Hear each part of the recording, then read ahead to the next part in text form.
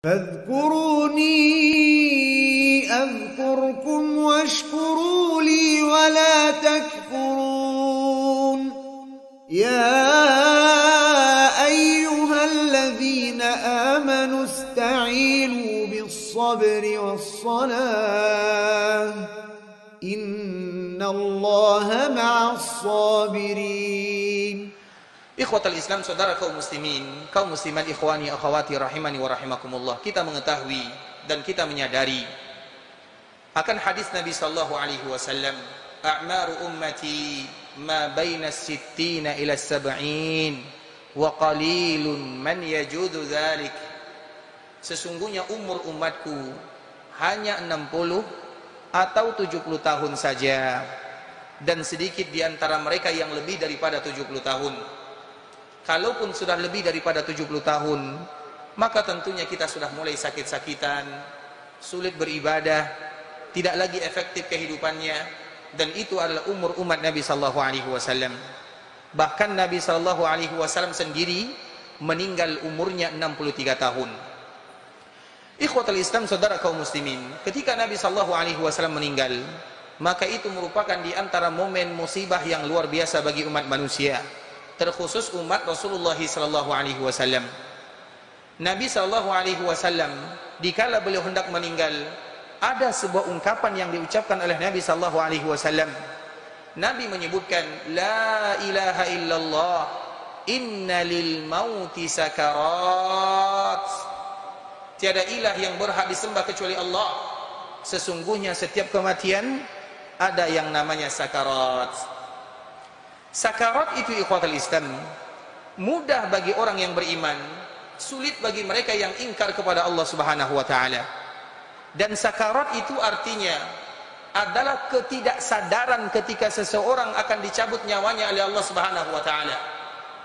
Dikala berbicara tentang kematian, tidak semua orang yang merasa takut dengan kematian. Yang takut dengan kematian adalah mereka yang sedikit perbekalannya untuk berjumpa dengan Allah Subhanahu wa taala.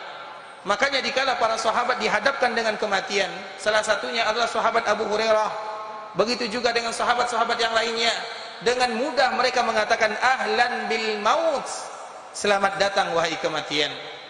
Kenapa mereka berani mengatakan yang demikian? Mereka tahu banyak bekal yang mereka bawa berjumpa dengan Allah Subhanahu wa taala. Nah, sakarat itu, ikhwatul Islam, sakit bagi mereka yang tidak ada bekal, mudah bagi mereka yang punya bekal. Sakarat itu ketidaksadaran, sakran. Sakran itu kita tidak tahu apa yang terjadi. Nah, dikala kita akan tutup usia di dunia, kita tidak tahu apa yang akan terjadi secara umum. Maka di saat itulah keluar sebuah hadis yang sangat mulia dari ibunda Aisyah radhiyallahu taala anha. Nabi sallallahu alaihi wasallam menyebutkan, man ahabba liqa'a Allah, ahabba Allahu liqa'ah. Siapapun di antara hamba yang ingin berjumpa dengan Allah, maka Allah pun sayang berjumpa dengannya. Wa man kariha liqa Allah, kariha Allahu liqa'ah. Dan siapapun yang tidak suka berjumpa dengan Allah, Allah pun tidak butuh kepada dirinya. Hadis ini, ikhwatul Islam, dikala disebutkan oleh Nabi sallallahu alaihi wasallam, maka ibunda Aisyah bertanya, ya Rasulullah, siapa di antara kita yang senang dengan kematian? Tidak ada yang senang dengan kematian. Semua kita takut. Dikala berbicara tentang mati, perasaan takut, dan itu adalah tabiat manusia. Kemudian apa kata Nabi sallallahu alaihi wasallam? Wahai Aisyah, wahai putrinya Abu Bakar As-Siddiq, maksud daripada hadis ini, man ahabba liqa Allah, ahabba Allahu liqa'ah. Siapapun yang senang, suka, bahagia, gembira berjumpa dengan Allah, maka Allah akan bahagia berjumpa dengannya. Apa maknanya? Seseorang ketika ajalnya datang, maka dia takut, dia sedih, banyak pikirannya, dia diganggu.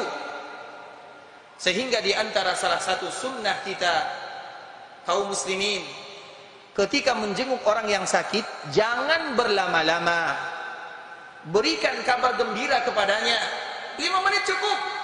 Dan jangan bercerita tentang dunia. Karena kita tidak tahu bagaimana kondisinya, apa yang dihadapi, apa yang dia lihat, kita tidak tahu. Orang yang menghadapi kematian takut semuanya takut. Kemudian apa yang terjadi? Di saat itulah Allah pun membongkar semua amalan yang pernah dia lakukan. Datang ibadah salat dari arah kanan, dia melihat ke kanan, ada ibadah salat yang selalu dia lakukan. Dia mulai bergembira. Kemudian ibadah puasa yang dia lakukan datang dari arah kiri, dia pun mulai bahagia. Datang ibadah zakat, datang baktinya kepada orang tua, datang perbuatan baiknya kepada tetangga, datang semua kebaikan-kebaikan yang pernah dia lakukan. Kebaikan itu ikhwatul Islam sekarang mungkin sulit kita melihatnya, tapi dia akan datang di akhir kehidupan kita. Di saat kebaikan-kebaikan yang pernah dia lakukan selama ini datang menemani dirinya, maka dia mulai berbahagia. Dikala dia berbahagia, maka di saat itulah datang malaikat mencabut nyawanya, dan dia bahagia bertemu dengan Allah dalam keadaan bahagia karena amalan-amalan yang dia lakukan selama ini datang menemani dirinya untuk berjumpa dengan Allah Subhanahu wa taala. Makanya beramal sekarang, salat yang kita lakukan mana hasilnya? Belum. Nanti ini ada tabungan. Zakat yang kita berikan mana hasilnya? Tunggu dulu, nanti dikala kita ingin berjumpa dengan Allah Subhanahu wa taala. Makanya itulah disebutkan oleh ibunda kita Aisyah, man ahabba liqa Allah, siapa yang suka. Kapan datang rasa suka tersebut? Ketika amalan kita datang. Dan amalan tersebut bukan sembarangan amalan, amalan yang diterima oleh Allah Subhanahu wa taala.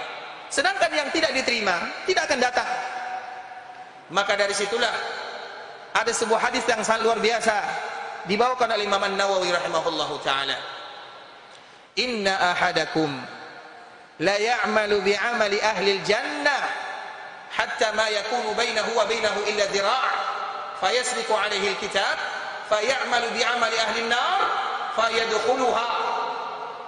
Ada sebahagian kalian yang selalu beramal dengan amalan penduduk surga. Salat, puasa, zakat, berbuat baik, melakukan kebaikan, semua amalan-amalan penduduk surga dia lakukan semuanya. Hatta ma yakunu bainahu wa bainahu illa zira' bainahu wa bainaha illa zira'. Jarak dia dengan surga tinggal satu hasta. Satu langkah masuk surga. Fayasbiqu 'alaihi al-kitab. Tiba-tiba rahasianya dibongkar. Maka di akhir kehidupannya fayamalu bi amali ahli nar, dia pun berubah. Yang tadinya rajin salat mulai malas, yang tadinya rajin sedekah tidak mau, yang tadi suka membantu menjadi bakhil. Kenapa demikian? Ternyata amalan yang selama ini dia lakukan bukan untuk Allah Subhanahu wa taala. Di situ akan dibongkar oleh Allah Subhanahu wa taala. Makanya pertemuan sebelumnya kita selalu memberikan motivasi. Di antara bentuk amalan diterima oleh Allah Subhanahu wa taala adalah amalan yang kita berusaha untuk menyembunyikannya dari pandangan dan pendengaran manusia. Maka jadikanlah khabi'ah antara kita dengan Allah Subhanahu wa taala. Setiap kita harus ada khabi'ah. Dan Nabi sallallahu alaihi wasallam menyebutkan, siapapun di antara kalian yang bisa menyembunyikan amalannya, khabi'ah namanya, maka lakukanlah. Artinya hukum asal amalan itu disembunyikan, kecuali yang harus ditampakkan. Kenapa demikian? Agar nanti kita mudah berjumpa dengan Allah Subhanahu wa taala. Kemudian sambungan daripada hadis ini, wa inna ahadakum la ya'malu bi amali ahli nar. Ada pula sebahagian di antara kalian yang beramal dengan amalan penduduk neraka. Iya, mungkin dia malas beribadah. Iya, mungkin dia jutek kepada kawannya. Iya, mungkin dia jauh dari pergaulan antara sesama. Hatta ma yakunu bainahu wa bainaha illa zira'. Sehingga jarak dia dengan neraka tinggal satu hasta. Fayasbiqu 'alaihi al-kitab. Tiba-tiba Allah membongkar rahasianya. Fayamalu bi'amali ahli jannah fayadkhuluha. Sehingga di akhir kehidupannya Allah bukakan hatinya, jernihkan fikirannya untuk selalu beribadah dan taat kepada Allah Subhanahu wa taala. Maka pada akhirnya dia pun masuk ke dalam surga Allah Subhanahu wa taala. Apa maknanya? Iya, secara zahir mungkin banyak dosanya, tapi banyak amalan-amalan yang dia sembunyikan yang tidak diketahui oleh manusia yang lainnya. Maka oleh karena itulah ikhwatul Islam, kalau seandainya ada satu amalan yang tersembunyi yang tidak diketahui oleh siapapun, lakukanlah. Dan itulah yang disebutkan oleh Nabi sallallahu alaihi wasallam, ada orang yang berinfak, tangan kirinya tidak tahu kalau tangan kanannya berinfak. Apa maknanya? Jangankan saudaranya, jangankan keluarganya, jangankan tetangganya, tangan kirinya pun tidak tahu. Dan itu bukan perkara yang mudah. Butuh latihan, butuh usaha. Karena memang kita ingin menampakkan amalan kepada manusia. Di saat itulah kita menekan diri untuk selalu beribadah kepada Allah. Mengapa demikian? Karena ingin kita bahagia di akhir kehidupan, tersenyum berjumpa dengan Allah Subhanahu wa taala. Kemudian sambungan hadis Ibunda Aisyah radhiyallahu taala anha, "Wa man kariha liqa Allah, karihallahu liqa'a." Adapun mereka yang tidak suka berjumpa dengan Allah, maka Allah pun tidak suka berjumpa dengannya. Apa maknanya? Dikala di akhir kehidupannya tidak ada yang menemani dirinya, yang menemani dunianya, yang menemani hartanya, yang menemani jabatannya, amalannya tidak ada. Tidak ada salat yang datang, tidak ada puasa yang memberikan kabar gembira, tidak ada sedekah yang diterima, sehingga dia takut berjumpa dengan Allah karena dia tahu konsekuensinya pasti akan diazab oleh Allah Subhanahu wa taala. Maka di saat itulah datang malaikat pencabut nyawa, sehingga disebutkan di dalam Al-Qur'an,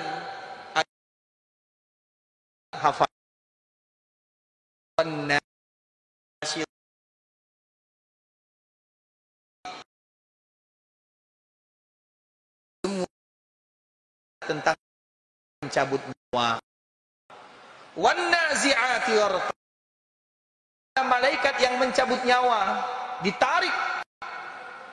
Apa makna daripada ayat ini? Orang yang tidak beriman kepada Allah, jauh dari Allah, dikala dia ingin berjumpa dengan Allah Subhanahu wa taala, dia takut. Mana ibadah yang dia lakukan? Tidak ada. Walau ibadah yang dia lakukan namun tidak diterima. Dia takut, khawatir. Yang takut bukan hanya dia, ruhnya juga takut. Dengan ketakutan ruh yang ada pada dirinya, ruhnya lari. Lari ke kanan, ada yang lari ke tangannya, ada yang lari ke kirinya, ke tangan kirinya, ada yang lari ke bawah. Ruhnya tidak bersatu, ruhnya tercerai-berai. Datang malaikat, ruhnya tidak mau keluar karena sudah tercerai-berai. Maka di saat itulah datang malaikat. Malaikat yang mencabut nyawanya adalah malaikat wan nazi'an. Nazi'an itu betul-betul dicabut, dipaksa keluar. Ruhnya tidak mau karena dia tahu konsekuensinya.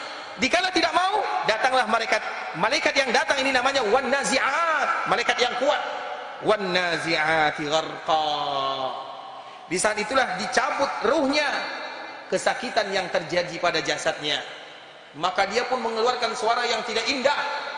Di saat itulah Allah paksa ruhnya keluar dari jasadnya dan dia bertemu dengan Allah Subhanahu wa taala tanpa ada bekal. Sedangkan seorang mukmin yang tadi bahagia dengan ibadah yang datang kepada dirinya, datang malaikat lain, wan nasyitati nashta. Orang yang baik, dikala amalannya datang, ibadahnya datang, ruhnya tidak tercerai-berai, ruhnya berkumpul di dadanya. Dikala ruhnya berkumpul di dadanya, datang malaikat mencabut, mudah. Sehingga seorang mukmin, dikala mereka dicabut nyawanya, ibarat air yang dituangkan ke gelas, mudah sekali. Maka disebut dengan wan nasyitati nashta.